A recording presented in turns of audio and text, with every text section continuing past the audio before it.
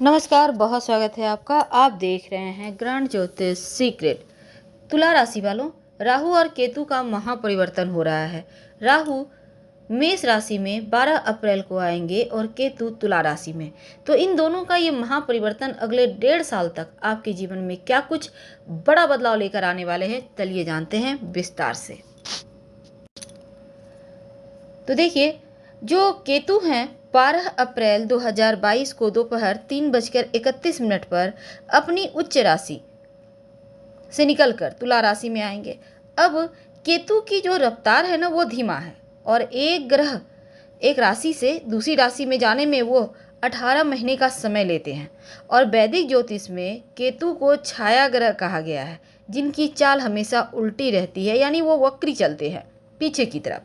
अब वैदिक ज्योतिष के अनुसार केतु जो हैं वो व्यक्ति पर गहरा प्रभाव डालते हैं, और जिस व्यक्ति की कुंडली में केतु की स्थिति उत्तम होती है वह सुख, समृद्धि, ऐश्वर्यपूर्ण जीवन जीता है। समाज में नाम, सम्मान, रुतबा होता है। ऐसे लोग विपरीत और अशुभ केतु अगर आपका कुंडली में केतु विपरीत प्रभाव दे तो दिमाग में गलत कार्य करने का आइडिया या फिर वैराग्य की तरफ केतु ले जाता है। अब सब विशेषता है यहाँ पर केतु का, लेकिन केतु जो है ना, व्यक्ति को कुशलता भी देता है, न्याय की गहरी भावना देता है, मीठी वाणी भी केतु ही देता है, और यहाँ तक कि विनम्रता भी व्यक्ति को केतु देता है। संघर्ष और टकराव से बचने का जो चतुर रणनीति होती है वो केतु ही के कारण ही होता है। व्यक्ति के जीवन में संतुलन, अब तुला में आएंगे तो संतुलन भी देगा और सुखद और सुंदर तरीके से कार्य को करने का गुण भी देगा।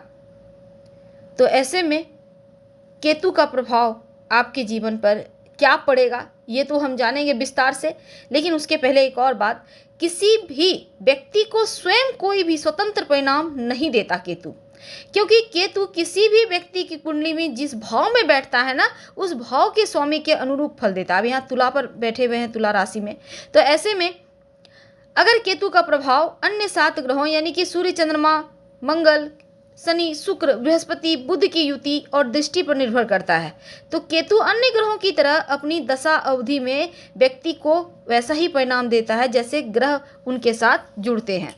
तो केतु जिस भी भाव में स्थित होता है उस भाव का निम्न फल देता है, और अलगाव का भी यह ग्रह माना जाता है। तो केतु कर्म प्रधान ग्रह है, अच्छे और बुरे दोनों ही प्रकार के कर्मों का प्रतिनिधित्व करता है।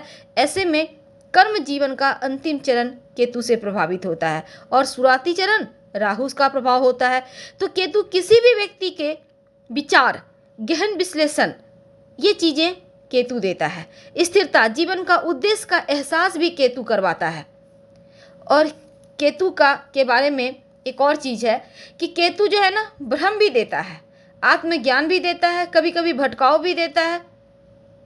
तो ऐसे में जब वो 1.5 साल तुला में रहेंगे तब क्या होगा?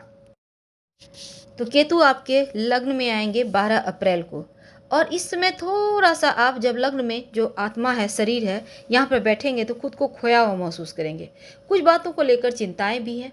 हालांकि शुरुआत के जो 4 महीने हैं वो आपके लिए थोड़ा सा अब नया मोड़ लेने वाला है, क्योंकि अपने अनुभव, सीख से आप नई चीज़ों को बनाने का प्रयास करेंगे और उसमें आपको सफलता मिलेगी। हालांकि अपनी जो भी योजना आप बनाते हैं उसको गुप्त रखें, विचारों को सबसे साझा ना करें, और चाहे वो आपके करीबी ही क्यों ना हो, आप करना भी नहीं चाहेंगे। और जीवन साथी से थोड़ा अलग रहने का प्रयास इस समय आप कर सकते हैं। हालांकि आपका झुकाव पैसा कमाने की तरफ ज़्यादा रहेगा, और इस समय अपने व्यवसाय के लिए आप नई नीतियों वो भी आप करने से पीछे नहीं हटेंगे, क्योंकि आप हर हाल में इस समय अपने आप को ऊंचाइयों पर देखना पसंद करेंगे। और यहाँ पर देखें, जो तुला वाले हैं उनके लिए सबसे बड़ी बात यह है कि अध्यात्म की तरफ आपका थोड़ा झुकाव बढ़ेगा। एक रहस्य, चुंबकीय शक्ति आपके अंदर है, जिसके कारण लोग आपसे मिलते हैं, आपके प्रति आकर्षित होते हैं, और ये चीज़ें इस समय बढ़ेगी। लेकिन आत्मविश्वास थोड़ा सा कम रहा है, इसका ध्यान रखें। अंतर्ज्ञान को बेहतर करें, और वैवाहिक जीवन में थोड़ी बहुत समस्या भी रहेगी। हालांकि इस समय एक अच्छे सलाहकार अपने पास रखिए, जिससे मन की बात साझा कर पाए। एक अच्छा दोस्त जो आपका बहुत अपना हो, 18 महीने में आपकी आर्थिक स्थिति बढ़िया रहेगी, लेकिन स्वास्थ्य में उतार चढ़ाव है। नौकरी में आपको तमाम समस्याएं आ सकती है और व्यापारी हैं तो पार्टनरशिप में काम मत कीजिएगा, नहीं तो हानि होगी।